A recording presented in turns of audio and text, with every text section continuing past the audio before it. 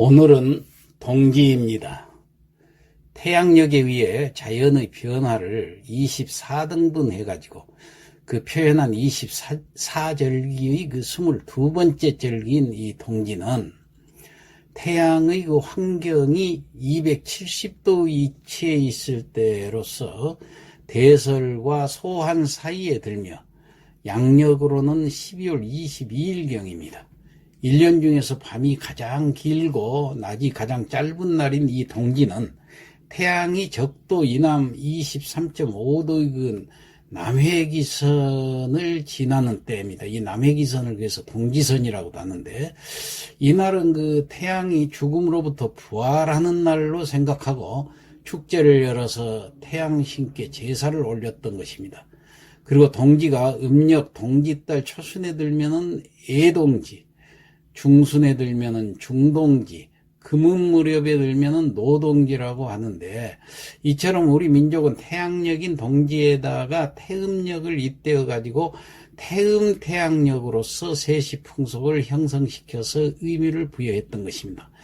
자, 또 이 겨울동자 동은 사철 중에서 맨 마지막에 오는 절기로 얼음이 여는 겨울을 뜻하는 글자이고, 지는 이를지자죠. 이 화살이 날아와 땅에 닿음을 나타내서 이르다는 뜻의 글자여서 동기는 비로소 겨울에 도달했음을 나타내는 뜻으로 쓰이는 절기라고 하겠습니다.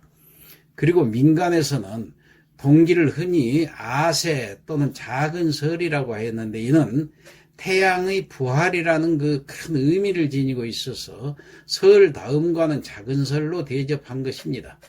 이 관념은 오늘날에도 여전해서 동기를 지나야 한 살 더 먹는다, 또는 동기 팥죽을 먹어야 진짜 나이를 한 살 더 먹는다라는 말이 지금까지 전해지고 있어요. 그래서 이 동기 첨치의 풍속으로 전하고 있습니다. 동기는 날씨가 춥고 밤이 길어서 호랑이가 교미한다고 해서 호랑이가 장가가는 날이라고도 부릅니다. 여튼 이 동기 유래를 살펴보면은 동기는 1년 중에 낮이 가장 짧고 밤이 가장 길어서 음이 극에 이르지만은 이날을 계기로 낮이 다시 길어지기 시작해서 양의 기운이 싹 트는, 사실상 그 새해의 시작을 알리는 절기이니까 중국의 그 고대 역법에서는 동기달을 한 해의 시작으로 여겨서 동기를 명절로 삼았는데, 주나라와 그 진나라는 이 음력 11월을 자월 해가지고 아드잘자 달월자 자월로 해서 세수를 삼았습니다. 그래서 동기달이 한 해의 시작인 정월이었던 것입니다. 옛 사람들은 이날을 태양이 죽음으로부터 부활하는 날로 생각하고 경사스럽게 여겨서 이 속절로 삼았는데, 이것은 동기를 신년으로 생각하는 고대의 그 유풍에서 비롯된 것으로 고려시대에는 9대 속절의 하나였고 조선시대에는 4대 명절의 이 동기를 포함시켰습니다. 그 전통사회에서는 동기를 흔히 설날 다음으로 경사스러운 날로 생각한다고 그랬죠. 그래서 민간에서는 동기팥죽이라고 해가지고 동기날에 동기팥죽을 먹어야 한 살을 더 먹는다, 이런 말이 전하기도 합니다. 자기 나이만큼 그 동기죽 쓰면 새알 있잖아요. 새알을 숫자만큼 팥죽에 넣어 먹기도 하고 그랬어요. 그래서 설날 떡국 한 그릇을 먹으면 나이 한 살 더 먹는다는 것처럼 동기날도 마찬가지로 팥죽 한 그릇을 먹으면 나이 한 살 더 먹는다고 했습니다. 그래서 동기를 설날로 여겼다는 흔적은 여기저기서 찾아볼 수가 있습니다. 또 이날은 동기부적이라고 해가지고 뱀사자를 써서 거꾸로 붙여서 잡기를 막는 그 속신이 있었습니다. 또 팥죽을 써먹지 않으면 쉬 늦고 또 잔병이 생기고 잡기가 성행한다는 또 속신도 있었어요. 그래서 동기날 일기가 오나 하면은 이듬해 질병이 많아서 사람이 많이 죽는다고 하고, 눈이 많이 오고 날씨가 추우면은 해충이 적어져서 풍년이 들 징조라고 여기고 있었습니다. 그리고 예로부터 동기날이 되면 백성들은 모든 빚을 청산하고 새로운 기분으로 이 하루를 즐겼으며, 또 일가 친척이나 이웃 간에는 서로 화합하고 어려운 일은 서로 마음을 열고 풀어 해결했는데 오늘날 연말이면 불우이웃 돕기를 펼치는 것도 이 동짓나루 전통이 이어내려온 것이 아닌가 이렇게 생각이 듭니다.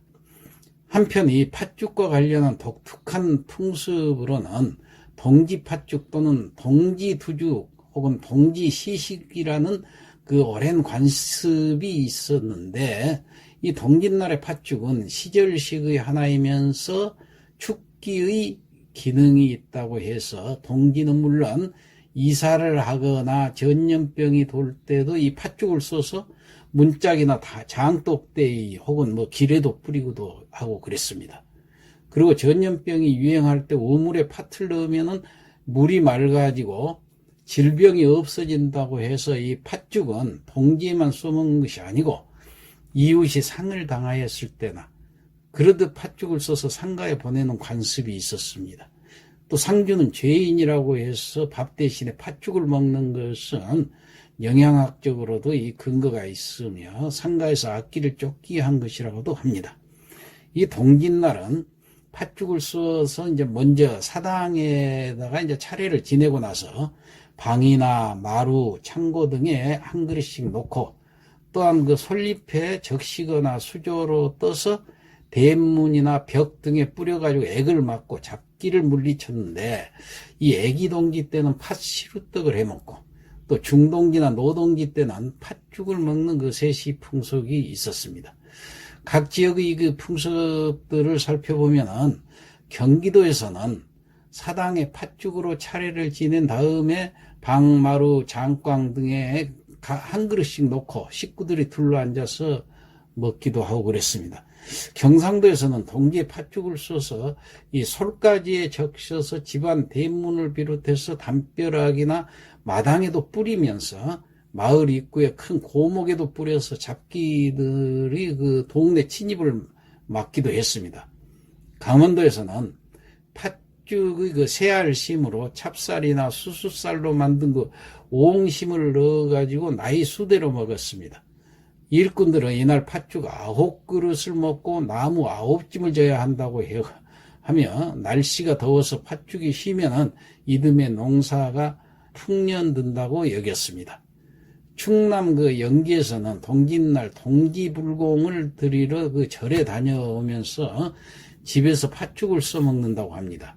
이 동짓날 팥죽을 먹는 것은 우리만의 고유한 풍속이 아니고 이웃나라인 중국과 일본에서도 이 동지 팥죽이 있다고 그래요. 자, 우리 조상들은 경사스러운 일이 있을 때나 재앙이 있을 때에는 팥죽 혹은 팥밥, 팥떡을 해서 먹는 풍습이 있었으며 요즘도 이러한 풍습이 이어져서 고사를 지낼 때는 팥떡을 해서 고사를 지내고 있습니다. 고사의 목적은 사업하는 사람은 사업이 번성하기를 기원하고 공사를 하는 사람은 공사가 아무런 사고 없이 완공되기를 기원하는 것입니다. 이처럼 팥이 들어가는 음식은 소원을 이루어준다고 믿었지만은 그 사실 여부를 떠나서 팥이 지닌 그 여러 가지 효능으로 보아서 건강식품이면은 틀림없습니다. 팥은 피부가 붓고 열이 나고 쑤시고 아픈 그 단독의 특효가 있고 또 젖을 잘 나오게 하고 설사, 해열, 유종, 각기, 종기, 임질, 산전, 산후통, 수종, 진통 등에도 효과가 큰 것으로 알려져 있습니다. 자, 이상 동지에 대해서 살펴보았습니다. 마치겠습니다.